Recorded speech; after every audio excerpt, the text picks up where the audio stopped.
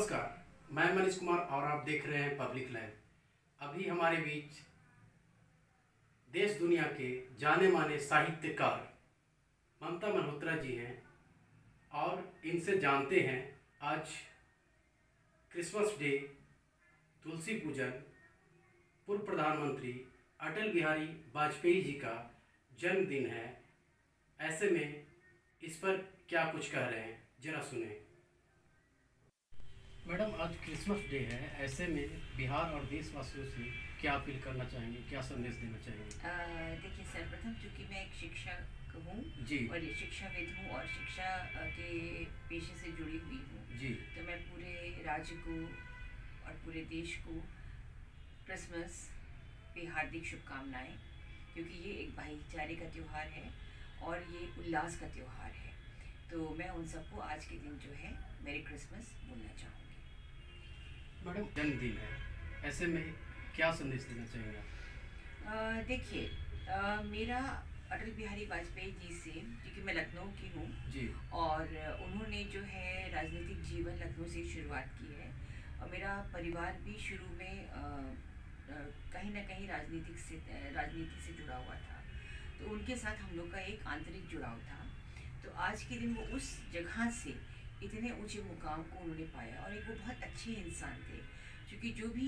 कविता या लेखन से जुड़ता है तो कहीं ना कहीं वो भावात्मक पक्ष उसका बहुत सुदृढ़ होता है, तभी वो समाज के मर्म को, दर्द को समझ पाता है। तो उन्होंने जो सत्ता के गलियारों में जो सत्ता हासिल की, वो तो उनका एक तरीके से अपना भाग्यप्रद था, बट जो उनका आंतरिक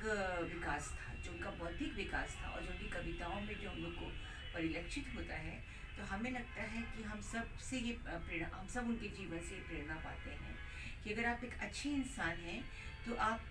बहुत लंबे समय तक जीवित रहते हैं, आप सबके जीवन में जीवित रहते हैं और आप सबको कहीं ना कहीं आप मार्गदर्शक सबके बन सकते हैं, सबको आगे ले जा सकते हैं और सबको एक नई दिशा और एक नई राह दिखा सकते हैं। तो उनके जीवन से हम लोग इसी प्रेरणा को लेके हम लोग आज उनको शत शत नमन करके हम लोग आगे बढ़ते हैं। एक और सवाल है, आज पूरे देश में तुलसी पूजन भी मनाया जा रहा है बड़े धूमधाम से, इस पर आप क्या कुछ कहेंगे? जहाँ तक तुलसी की बात है तो तुलसी हमारे अपने संस्कार की, अपने सनातन धर्म की और अपने देश की एक परंपरा ही है। मतलब हम तुलसी जो है वो हमारी अपनी कहीं ना कहीं चेतना है जी और अपनी चेतना को तो हमें लगता है, मैं तो खुद, चूँकि मैं थोड़ा सा पूजा पाठ में विश्वास रखती हूँ, तो मैं तुलसी का सुबह शाम में खुद ही पूजन करती हूँ। तो ये बहुत ही सुखद मतलब ये प्रयास है कि हम लोग जो है तुलसी की सेवा कर रहे हैं, तुलसी को याद कर रहे हैं, उसको नमन कर रहे हैं और उससे आशीर्वाद लेके, क्योंकि तुलसी एकमात्र पौधा ही नहीं है, ये कहीं ना कहीं हमारे पर्यावरण से जुड़ा हुआ एक बहुत बड़ा एहसास है। क्योंकि आज इतना सारा कोरोना, कोविड और हम लोग वायरल डिजीज़ को सुनते हैं, तो अगर हम लोग आज भी, मैंने देखा है कि अगर आपको कोई एंटीबायोटिक या कोई अगर आप मेडिसिन नहीं ले रहे हैं, सिर्फ आप तुलसी जल का सेवन कर रहे हैं, तो बहुत सारी बीमारियों से हम लोग बच सकते हैं। तो तुलसी हमें सिखाती है कि किस तरीके से हम लोग अपने पर्यावरण से जुड़ के, किस तरीके से हम लोग जो हर्बल पौधों से जुड़ के हम लोग अपने शारीरिक और मानसिक विकास को जो है मजबूत कर सकते हैं। एक और सवाल है, चलते चलते,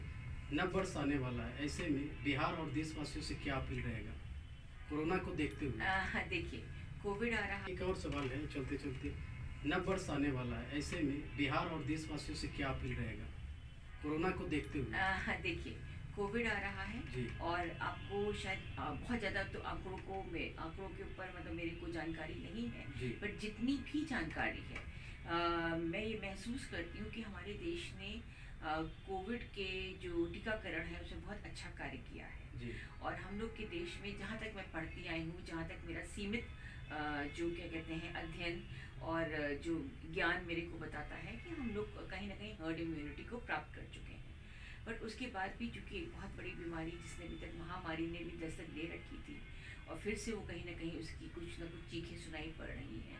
तो मेरा मानना है कि हम सब सुरक्षित रहें, हम लोग अच्छे से जो है वो जीवन यापन करें, सफाई और स्वच्छता का हम लोग ध्यान रखें और जहाँ तक हो सके हम लोग कोशिश करें कि स्वयं भी अपना बचाव करें और अपने परिवार का और अपने आसपास के लोगों का हम लोग बचाव करके चलें। क्योंकि अगर हम बीमार होते हैं तो हमारे आसपास का समाज भी कहीं ना कहीं हमसे संक्रमित हो सकता है। तो आने वाला नव वर्ष 2023 हम सबके लिए बहुत सुखद हो। नए एहसास, नए चुनौतियाँ, नए सुखद परिणामों के साथ हम सबके बीच में आए। हमारे देशवासी सब सुरक्षित रहें, स्वस्थ रहें और सब आनंद में रहें।